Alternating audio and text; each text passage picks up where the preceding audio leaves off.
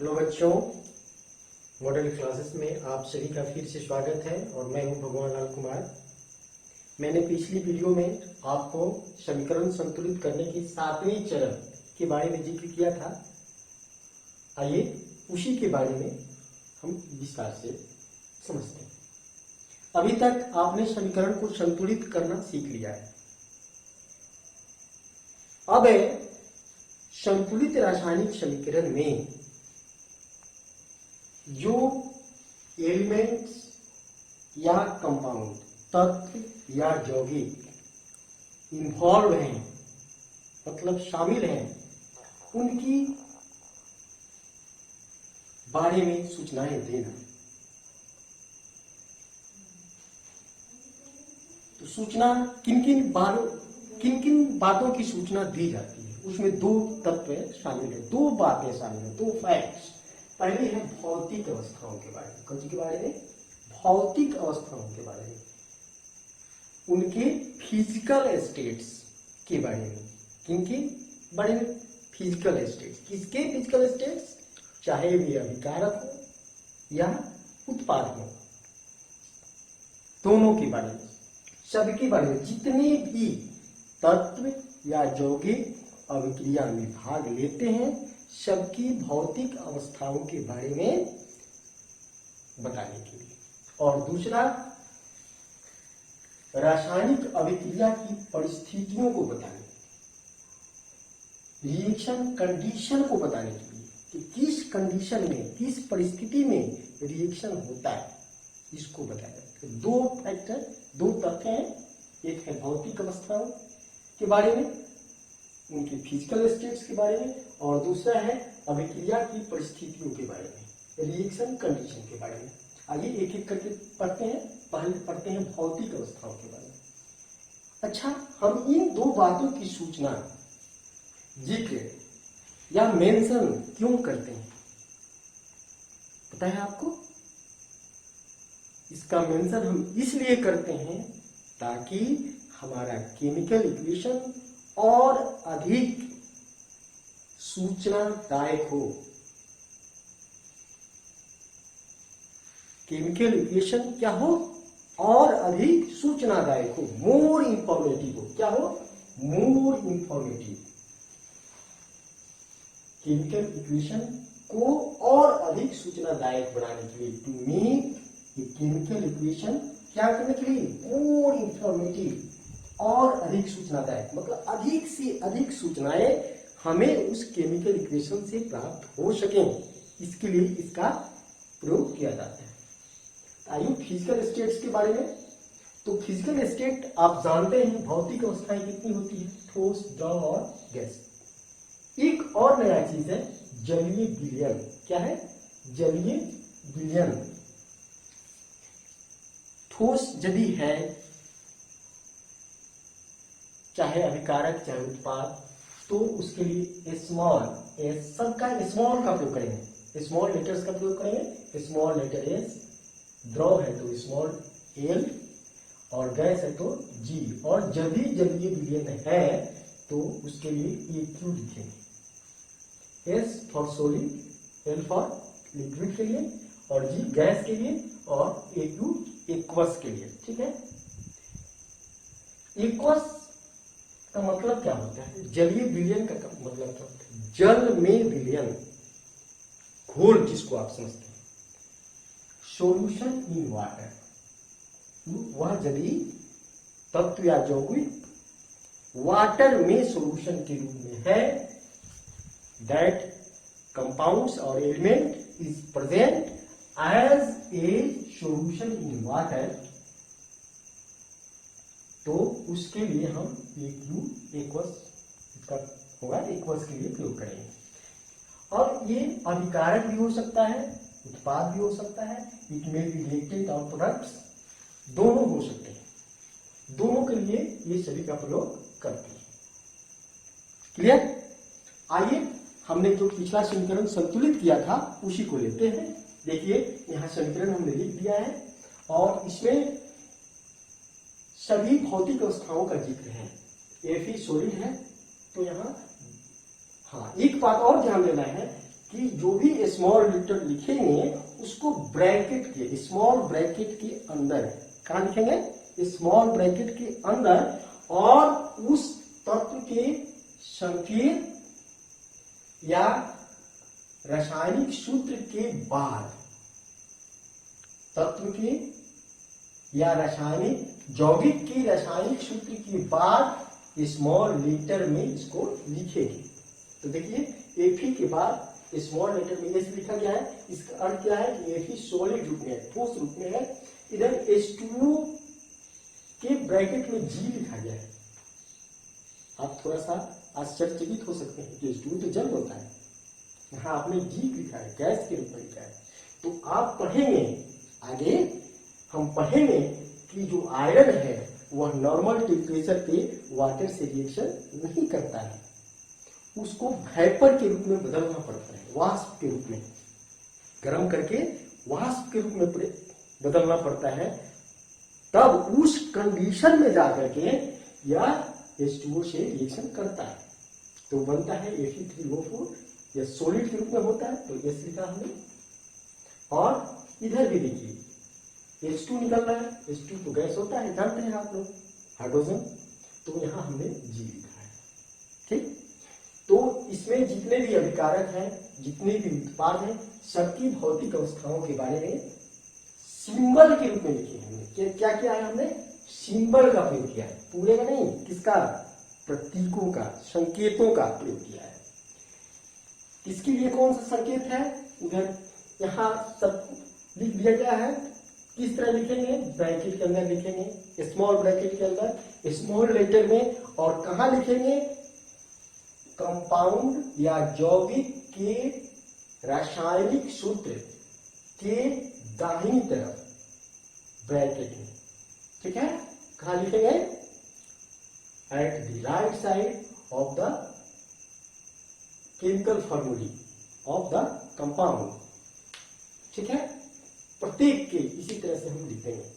इससे यह संकेत मिल जाएगा या विकारक या उत्पाद हम किस अवस्था में है और भाग ले रहे हैं, किन अवस्थाओं में भाग ले रहे हैं। तो देखिए ये और अधिक सूचनादायक हो गया। एक और रिएक्शन लेते हैं हम, जो किताब में नहीं, इधर यहाँ नहीं है, आगे है, कि बहुत कॉमन है कि कैल्शियम ऑक्साइड, कैल्शियम ऑक्साइड जानते हैं आप, बिना बुझा हुआ चूना। क्या होता है, बिना बुझा हुआ चूना, देखें कभी चूना, जिसको घर को रंगने में प्रयोग किया जाता है, व्हाइट वॉशिंग में। जब इसको पानी में डाला जाता है रंगने के पहले, तो H2O में डालते हैं, H2O लिक्विड है, जानते हैं। और कैल्शियम ऑक्साइड बिना बुझा हुआ चूना ठोस होता है, देखे हैं आप, पानी को देखते ही हैं, लिक्विड है तो लिक्विड लिख दिया गया, बनता है कैल्शियम हाइड्रोक्साइड। क्या बनता है, कैल्शियम और हाइड्रोक्साइड, इसका नाम है बुझा हुआ चूना। क्या है, बुझा हुआ चूना। ये जल में विलयन होता है। क्या होता है, जल में विलयन, विलयन मतलब सॉल्यूशन, घोल। तो जल में विलयन होता है, अर्थात जलीय विलयन होता है। तो यहां हमने AQ लिखा है, AQ मतलब एक्वस। क्लियर। तो ये हुआ भौतिक अवस्थाओं के बारे में। और चलते हैं, दूसरा है, हमने आपको जिक्र किया था, दूसरी अवस्था है अभी। अब एक चीज है कि क्या केमिकल इक्वेशन में, रासायनिक समीकरण में भौतिक अवस्थाओं को लिखना जरूरी है? हमेशा यह जरूरी नहीं होता है। इसको लिखना तभी जरूरी होता है जब हमें समीकरण को स्पेसिफाई करना होता है, विशेषीकृत बनाना होता है। We need not use to symbols of physical states unless it specify the chemical equation। ठीक है, आइए दूसरी परिस्थिति है रिएक्शन का कंडीशन। अब रिएक्शन की कंडीशन में क्या क्या शामिल है, तो इसमें देखिए यहां हमने लिख दिया है, पहला है ताप, टेम्परेचर, दूसरा है दाब, अंग्रेजी में कहते हैं प्रेशर, तीसरा है उत्प्रेरक, कैटलिस्ट, और अन्य भी हो सकते हैं। अन्य के बारे में हम बाद में पढ़ेंगे, हमें यहाँ केवल 3 पर विचार करना है। ठीक है, ताप, दाब और उत्प्रेरक। आपकी किताब में जो रिएक्शन दिया गया है हमने उसको लिया है, एक अलग से हमने एक रिएक्शन लिया है, पहले इसको स्पष्ट करते हैं जो आपकी किताब में दिया गया है। यहाँ COH2 से रिएक्शन करता है, तो CO मतलब कार्बन मोनोऑक्साइड, H2 से रिएक्शन हाइड्रोजन गैस से रिएक्शन करता है, तो क्या बनता है CH3OH। आप पढ़ेंगे आगे कि एक अल्कोहल है ना, मिथाइल अल्कोहल इसको कहते हैं, क्या कहते हैं, मिथाइल अल्कोहल। अल्कोहल शराब वगैरह जो लोग पीते हैं लिक्विड के रूप में होता है L, ठीक है। इसकी केमिकल फार्मूला के ठीक दाहिनी तरफ क्या करते हैं, स्मॉल ब्रैकेट में स्मॉल लेटर से डिनोट करते हैं, संकेत करते हैं, लिखते हैं। हाइड्रोजन गैस है जानते हैं, तो जी हमने लिखा है ब्रैकेट के अंदर दाहिनी तरफ। और कार्बन मोनोऑक्साइड गैस होता है जानते हैं आप लोग, बहुत जहरीली गैस होती है, तो ये रिएक्शन करके ये बनता है प्रोडक्ट। तो सभी इसमें भौतिक अवस्थाओं के बारे में लिख लेते हैं। एक और रिएक्शन है आपकी किताब में, उसको भी देख लेते हैं, है कार्बन डाइऑक्साइड जल से अभिक्रिया करके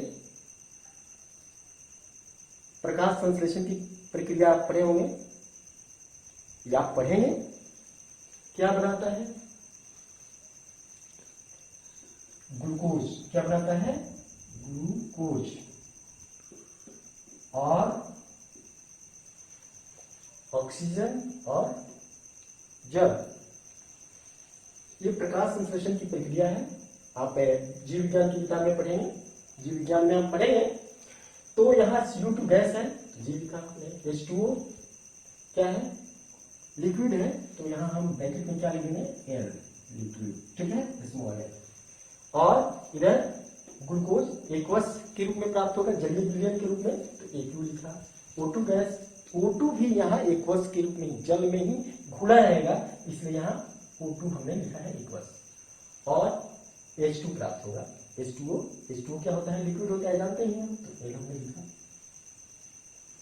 यहाँ एक बात ध्यान देने लायक है, वह यह कि यदि भौतिक अवस्थाओं के बारे में हम लिखेंगे तो उसको कहाँ लिख रहे हैं, देखा ना, कहाँ लिख रहे हैं, रासायनिक सूत्र के दाहिनी तरफ स्मॉल ब्रैकेट में। और यदि यहां अभिक्रिया की परिस्थितियों को लिखना होगा, रिएक्शन के कंडीशन को लिखना होगा, तो हम इसको लिखते हैं तीर के चिन्ह के ऊपर या नीचे। कहा लिखते हैं, तीर के चिन्ह के ऊपर या नीचे, एबव और बिलो द एरो हेड। कहा लिखते हैं, एबव और बिलो द एरो हेड, तीर के चिन्ह के ऊपर या नीचे, क्लियर। आइए एक अन्य हमने रिएक्शन को लिया है, जब अमोनिया एटमॉस्फेरिक ऑक्सीजन से रिएक्शन करता है, वायुमंडलीय ऑक्सीजन से रिएक्शन करता है, तो नाइट्रिक ऑक्साइड बनता है और H2O बनता है। तो यहां देखिए अमोनिया गैस है, जीविका, O2 गैस है, जीविका। इधर देखिए NO नाइट्रिक ऑक्साइड गैस है, H2O यहां गैस के रूप में मिलता है, लिक्विड के रूप में नहीं, तो यहां जी लिखा है, ध्यान देने की बात है, ठीक है। यहां भी हमने H2O को जी के रूप में लिखा था, देखते हैं क्यों, यह गैसीय रूप में भाग लेता है। अब यहां देखिए हमने दो चीजों का जिक्र किया है, इधर यहां ध्यान दीजिए 340 ATM लिखा हुआ है, इसका क्या मतलब हुआ, 340 ATM एटमॉस्फेरिक प्रेशर, वायुमंडलीय दाब है, क्यों है, प्रेशर है। ATM मापते हैं, दाब को एक अन्य इकाई में मापते हैं, बार में, कौन सी में मापते हैं, बार में। तो देखिए हमने यहाँ 9 बार लिखा है, 9 बार, ये प्रेशर को दिखाता है, ये भी प्रेशर को दिखाता है, ठीक है। ये मात्रक है, यूनिट है, बार या एटमॉस्फेरिक प्रेशर, हम इसको फिजिक्स में पढ़ेंगे।